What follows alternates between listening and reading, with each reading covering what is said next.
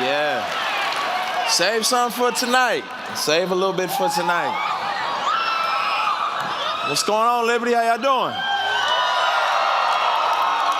Yeah, man. All right. Get it out your system, because I don't got but 30 minutes, so I can't be calming y'all down every 5 minutes. Get it out your system. What's going on? How y'all doing? Y'all good? We got seniors in here? Any seniors? All right. Seniors. Man, I'm praying for y'all, because it's hard out there, man. It is hard out there. I got a friend. My friend, graduated school, did great in school, but got out and has not been able to secure a job. And so he's been hustling and struggling, and he came to me the other day and he was like, Lecrae, I found a gig and I think it's gonna work out.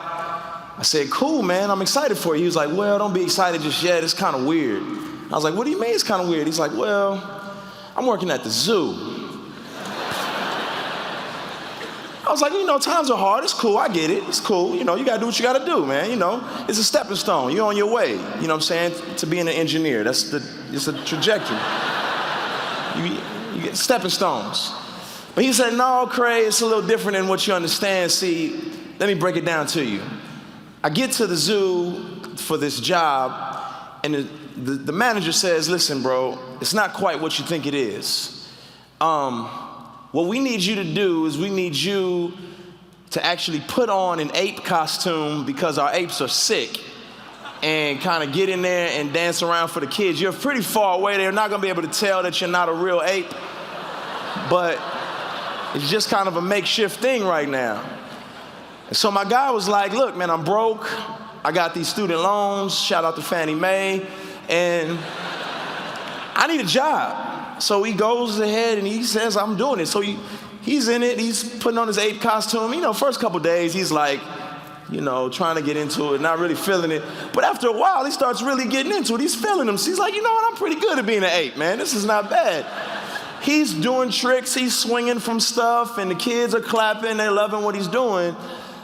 But then he gets a little too into it, and he swung himself into the lion's den. It's crazy. So he swings himself into the lion's den, he realizes what he's doing. He's in the lion's den, and he starts screaming, help! Help me! In full ape guard. So that was weird. And then he really freaked out, because the lion started running toward him. And he's screaming louder, please, please help me. And the lion said, man, if you don't shut up, we both gonna lose our jobs, man.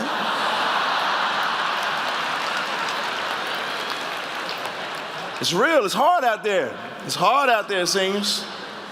It is a tough world, so I'm praying for y'all. I don't want to see y'all at the zoo. No, anyway, that's really not a true story, I'm sorry. Is it? I had to, but listen, I'm encouraged to be here because y'all are students and you are going to engage the real world, and hopefully you won't have a job such as that, but you will have a job where you will have to engage people. And from my understanding, there's a lot of people here who are not necessarily going into the pastorate or going to be full-time missionaries or so on and so forth. You guys are entering different fields, business world, the legal world, the medical world, and that's an amazing thing. What we tend to see happen is that you get into the real world and there's no campus Bible studies, there's no outreaches, there's no, everybody having prayer at midnight, getting together. It's real out there. And so what tends to happen with Christians, they say, man, I have this split life. I go to church on Sunday and I'm involved in my little community group, but then during the week for 8 hours a day, I'm working, and I just feel like, Lord, am I doing something wrong? Am I selling out? Maybe I should quit my job and move to a foreign country to be a missionary. And they wrestle with this sense of guilt, this sense of struggle. And they're trying to recapture their college days. Well, in college, man, you got all the time in the world. And so you can do things and you can engage and be around stuff and go to 1 million Bible studies and do all this type of stuff all the time, whereas when you enter the workforce, it's a little bit different. And so people wrestle with this split. It's, I got two different lives. I'm going in two different directions. And this split is not a new thing, right? Like what people call it is a sacred secular divide. They say, well, I have my secular life and then I have my sacred life, right? Well, did you go to school all this time and study for these tests and pass these classes just so you can get a good job? Just so you can pay tithes and offerings and just so you can give money to different ministries? Is that the only point of your work? And that's what a lot of Christians feel. Like, man, I'm working, but, hopefully I'll get some time to do some church stuff, some God stuff. And I want to talk about breaking that split. I want to talk about breaking that secular, sacred divide. And there's three things that I think are beneficial, for anybody. And one of those things is engaging the city and the people, right? Engage, all right? Wherever you work, engage, right? Engaging the city, the culture, the people, engage the culture. Another thing is love. Love the people, love the city, love the culture. Engage and love. And the last thing is rehabilitate, right? Rehabilitate the culture, the city, the workplace. So engage, love, and rehabilitate. Those are three things that I think are crucial to break this sacred, secular divide that happens in a lot of our lives. There's a young guy, I tell his story often, and he grew up, got saved in his school ministry, like high school ministry or whatnot, became a Christian, became a solid leader, went to college much like you all, was involved in the Bible studies, doing all these things, and was his campus leader, and it was a great thing. Now, he wanted to go into full-time ministry. And his advisors, when he was in high school, said, man, your aptitude is off the charts. You should be a lawyer. And so he's feeling a little depressed. He's like, man, a lawyer, but I want to serve God. But, he realized he just wasn't cut out for the foreign mission field. And he really didn't want to be a pastor necessarily. So he was kind of like, man. So he pursues law. He goes to college, pursues law. But he's fine, for a little while. But then after a while, when he starts getting to his serious classes in law school, all of his time is dedicated to studying law. And he feels like he's selling out because he's not as involved in the ministry things that he was involved in before. And he found himself feeling stressed out and like a sellout. Then he became a lawyer. And he was really depressed then because he was like, man, I barely have any time to do anything except go to church on Sunday. I feel like my whole life is law. God, I'm depressed. I feel like I've let you down. I feel like my life isn't counting for anything. And that was his real struggle. And what he had was that sacred, secular divide. He thought his work was secular and his church was sacred. But let me tell you a story about a guy in the Bible. His name is Daniel. I like Daniel. Daniel's my dog. It's cool. It's my dog. When I see him in heaven, I'll be like, Daniel. My dog. What? It's real. Anyway, so I like Daniel. All right, let me tell you a little bit about what happened with Daniel. So in Daniel chapter 2, there's a king, King Nebuchadnezzar, right? King Neb had these dreams, crazy dreams, right? It's like skinny cows and fat cows. It's crazy. It was a wild dream. Freaks him out. Dream freaks him out because back then, dreams were very important. He's freaking out. He's like, what do these dreams mean? He says, listen, I want you to round up all the wisest dudes and all my magicians and sorcerers, and I need them to tell me what my dream means. He says, come in here and tell me my dream. Nobody can tell him his dream. He says, basically, off with all your heads. Now, he can do that. He's a king. Daniel was one of his advisors. And in this time period, interpreting a dream would be seen as a pagan practice, an evil thing, right? But Daniel says, well, the earth is the Lord's and everything thereof, so let me go to God because God can interpret anything, right? So Daniel goes to God. God gives him a revelation of what this dream is. Daniel goes to the king. He interprets the dream. The king is like, unbelievable. This is amazing. I would like to make you my chief advisor. Now, Daniel didn't say, whoa, whoa, whoa. You're an evil king, evil empire. That's a secular job, being your advisor. I think I want to go into the ministry and just advise the priests in Israel. He didn't say that. Daniel took the job. The reason why he took the job is because he saw it as a beneficial role. He was now able to advise the king with godly wisdom, right? From God's perspective. Daniel didn't say, I got to take this secular job. Daniel said, there's no division between sacred and secular. This job is my ministry. This is where I'm serving God, right? As I advise the king, I'm advising him from God's perspective. And so the job in and of itself was Daniel's ministry. He broke the secular-sacred divide. He didn't have this mentality that said, there's a duality between secular work and sacred work. He saw all work as sacred. You know why? Because he had what we would call a biblical worldview. Say that with me. Biblical worldview. All right? That means you see the world through the lenses of the scriptures. That's what a biblical worldview is. Let me tell you a little something about a biblical worldview, okay? There's been a study. Y'all laughing? Something funny? I got something in my nose? We cool? Okay, just checking. Tell you something about a biblical worldview. All right, here's some statistics. Funny. 4% of all Americans have a biblical worldview. 4%. 4% of Americans see life through the lens of Scripture. 4%. Now, I know what you're thinking. You go to this Christian school, so clearly you see things from the biblical perspective. Well, let me give you another statistic.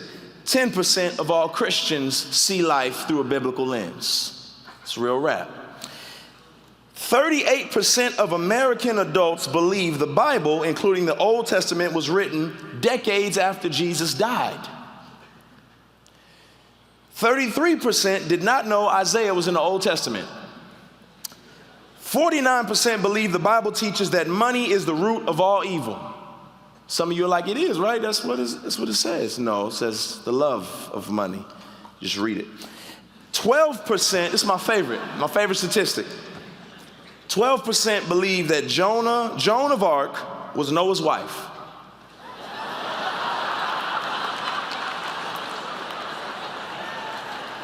We gotta do better, Christians. We gotta do better. Now, most of us tend to have bifocals. We tend to see the world with a split. There's sacred and there's secular, right? That's how we see the world. We have this split as we look at the world. But how did this happen? Like this great divide, right? Like we all do it. We all see it, right?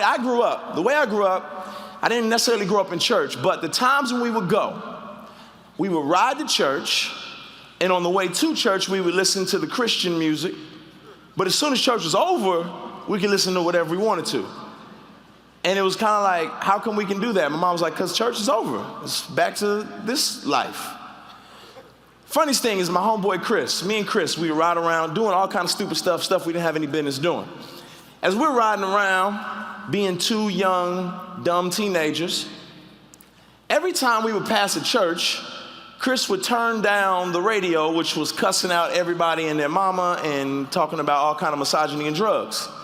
And then when we passed the church, he'd turn it back up. And I'd be like, what are you doing, man? He's like, man, we got to respect the Lord, man.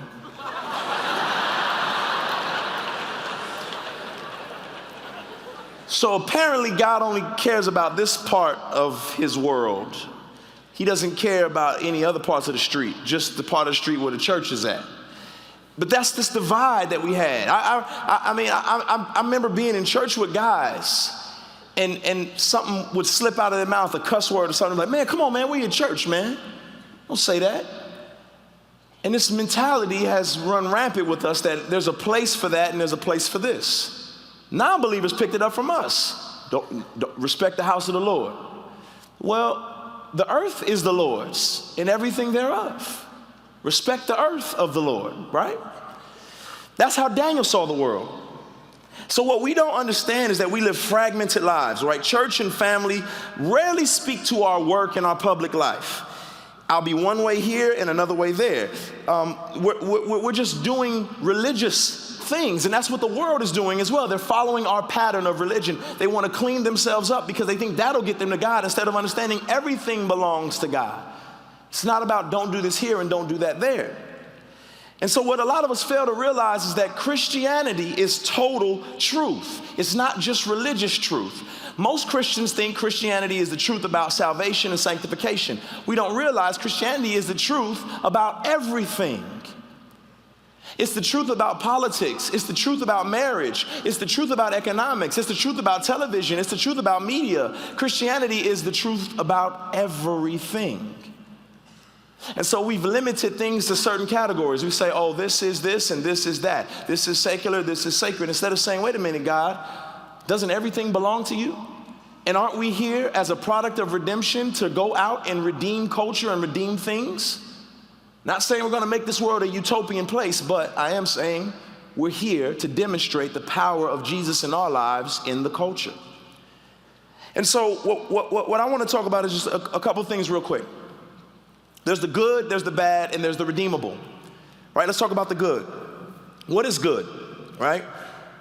This whole great divide, it came about when the Greeks thought that matter, stuff like this microphone, was evil because it pre-existed God. And instead of understanding that God is the creator, like I said, Psalm 24, the earth is the Lord's and everything it contains. So nothing is inherently evil, right? Humanity is evil. We're the ones that mess up stuff. And so Genesis 1 repeats over and over again, God made it and it is good. God made it and it is good. God made it and it is good. So things are good. Paul in 1 Timothy 4:4, everything created by God is good and nothing is to be rejected if received with thanksgiving. It is good. Dancing is, thank you. Movies are, that's right. And any married people in here know sex is good, right? These are good, but we've demonized them in culture. We've said, oh, no, those are bad. Those are bad things, right? Well, we've even gone on so far to say secular is bad. Secular is just the absence of an overt religious thing, right? Like an insurance jingle is secular, right? But it doesn't mean it's bad. And we've said that things that are spiritual and religious are good. Well, that's not always the case. There's some people that worship cows. It doesn't mean it's good. If your religion is to worship cows, it's not a good. So, right, these things are good.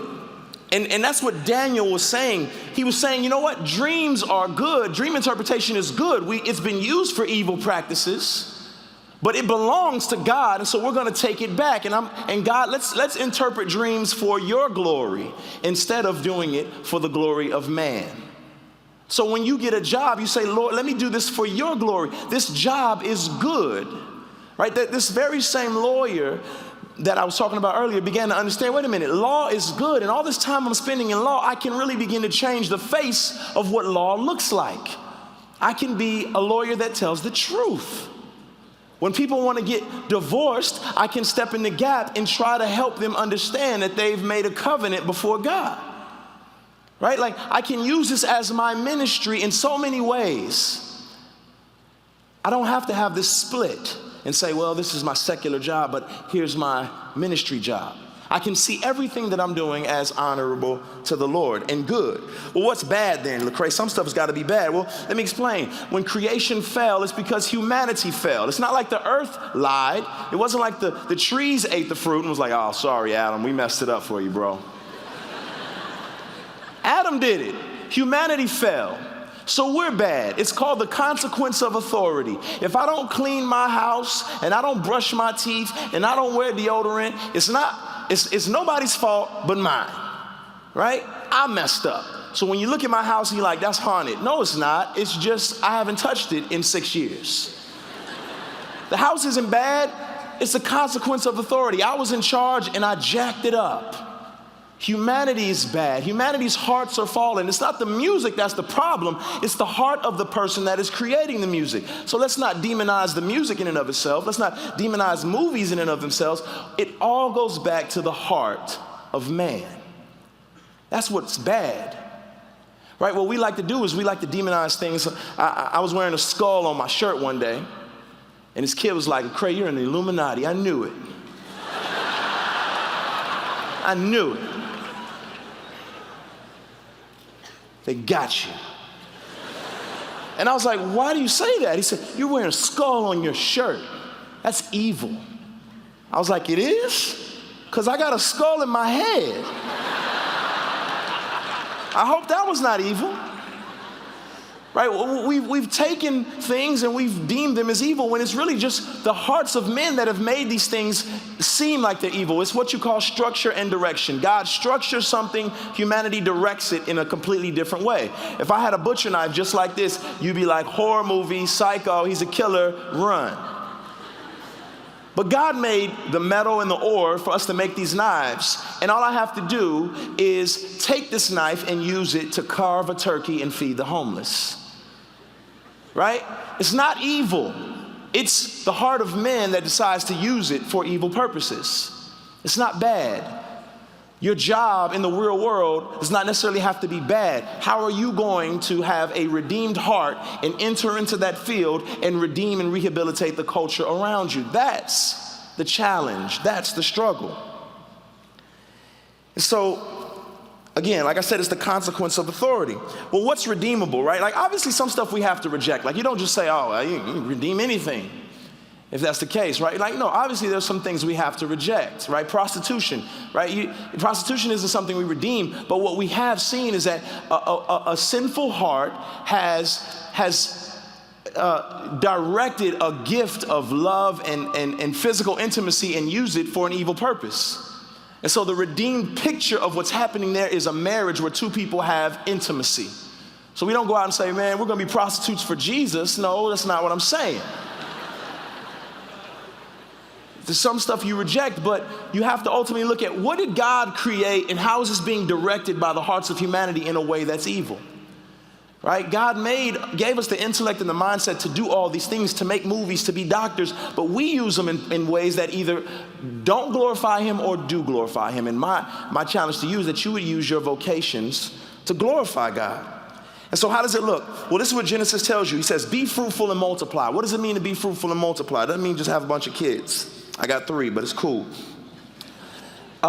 Be fruitful, have families, build churches, build schools, build cities, start governments. That's what being fruitful means. And subdue the earth. What does it mean to subdue the earth? That means harness the natural world. Take control of the resources that are in front of you, right? It's planting crops. It's building things. It's designing computers. It's composing music. And it's doing it in such a way that it honors God and it glorifies God. It doesn't mean that you put a cross on your computer software so people will know you love Jesus. It means you just do a great job at it so it can serve people, and that glorifies God. It doesn't mean that every song you write is going to have the gospel spelled out. It just means that you're going to operate from a Christian perspective and paint a picture that honors God. You're going to tell the truth about it, right? So redeem things. And again, I'm going to just go back to what I said initially.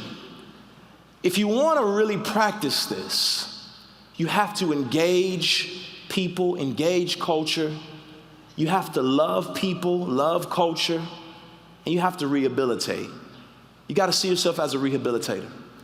All right, in terms of engaging, right, this is loving the people around you, loving the language and understanding it. I grew up loving hip hop, and when I became a Christian, I didn't know any Christianese. A lady asked me, are you saved? I was like, what the heck are you talking about? Saved? What does this mean? Saved? I saved the game on the video game. I don't know what you're talking about. And I didn't understand. And so I became a Christian, and here I am with my tattoos and my earrings and my love for hip hop, but I love Jesus now. And it wasn't that some guy who was just like me, who was like, yo, what's about Jesus, son?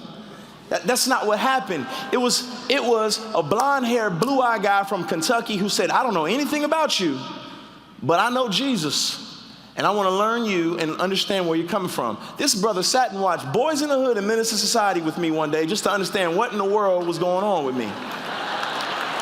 That's engaging. He was engaging me. He was understanding where I came from. He wasn't just saying, I can't do it. Right? He didn't have to do that. Loving the people around you, right? This is not being disgusted with your city or the stuff you see and saying, it's saying, man, I love these people and I want to reach them. I love these people at my job and I want to help. It's not, when Paul walked in the book of Acts, when he walked through the city, he said his spirit was provoked by the sin. And he was moved to do something about it. And that's what I would hope you would do. As you enter the workforce, your spirit may be provoked, but you're moved to do something about it. Doesn't mean coming to your office, putting a Bible on the table, and wearing a t-shirt that says, ask me about Jesus every day. All right? I'm not saying that's wrong. I'm just saying, like, that's the extent of what we think engaging looks like. I'm talking about being helpful. I'm talking about doing your job well. I'm talking about loving people. I'm talking about engaging them, asking them questions, getting to know where they're from, getting to know what they love, enjoying stuff that they enjoy, reading the books that they read, even if you're like, I don't like this book, but understanding why. At least read the book review. Never read 50 Shades of Grey, read the review and know enough to know y'all shouldn't be reading that book. I don't think it's good. This is what I'm saying. It's my opinion. It's my opinion. So, I got the mic, you don't. I can say what I want to say. Just saying. And then rehabilitating, man. God gives us this cultural mandate to subdue the earth. We're called to build this alternative city. What does it look like when we have healthy families, when we have biblical views on business and economics and law and politics? We've redeemed them instead of letting Satan, the prince of power, just drain the life out of them. These things belong to God. Economics belongs to God. Politics belong to God. Family belongs to God. Medical science belongs to God. God created science. So we go into culture and say, this is not yours, Satan. This is not yours, world, flesh. This belongs to God, and I'm a representative of his kingdom here to demonstrate what it looks like when a redeemed person enters the workplace and says, this belongs to my God. That's what I want from you all. That's what I want to see you do, is to engage. Christians, we're so scared of culture. You know, Christians remind me sometimes, we're like kids who don't know how to fight, right? You ever see a kid who doesn't know how to fight and he has to fight one day? You either run like, or you just say, We don't know how to fight, right? But the kids who know how to fight, like, what you got, man? Put them up, come on, what you got? And I want that to be us as Christians who know how to engage culture, who are not afraid. We tend to say, oh, it's bad in the city. Let's move to the suburbs, start a suburban church, and have a suburban group, and help each other out and say, yeah, it's really bad over there, and they're on their way up here, so maybe we have to move further out. Right? I live in Atlanta where there's all kind of crazy stuff going on. All right, I ain't gonna shut y'all up. I ain't got but 4 minutes left. Y'all gotta be quiet. But I live in this city, right, where there's all kind of crazy stuff, and I'm not running from it. People are like, Lecrae, what are you doing hanging out with these rappers, man? Engaging them, meeting them where they are, loving them, and trying to see Jesus rehabilitate them. And that's what your role and your responsibility is in culture. Don't run from it, right? Look at Daniel. Daniel put himself on the line. He went and interpreted these dreams by the power of God. God did it. He not only saves himself, he saves all these pagan magicians and sorcerers, and he becomes an advisor to the king. I didn't have any example of what it looked like when Jesus gets a hold of somebody from the urban culture. I had me. I was the best piece of evidence I knew that Jesus could change anybody. He changed me. Jesus Christ's blood was spilled for the redemption of humanity. The Bible says you are his workmanship, created for the things that he has pre-planned, the good works he's pre-planned. You are his workmanship. The Greek word there is poema. You are his poema. That means his poem. A poem articulates the heart, the mind, and the character of the writer. You are a representation of God's heart, mind, and character in this world. You are his workmanship. His blood was spilled out for your redemption, and you are a picture of that redemption in this culture. So wherever you are, You demonstrate what redemption looks like. You take law, you take politics, you take science, you take medicine, and you redeem them for the glory of God. You use them for His glorious honor. That's what you're here for.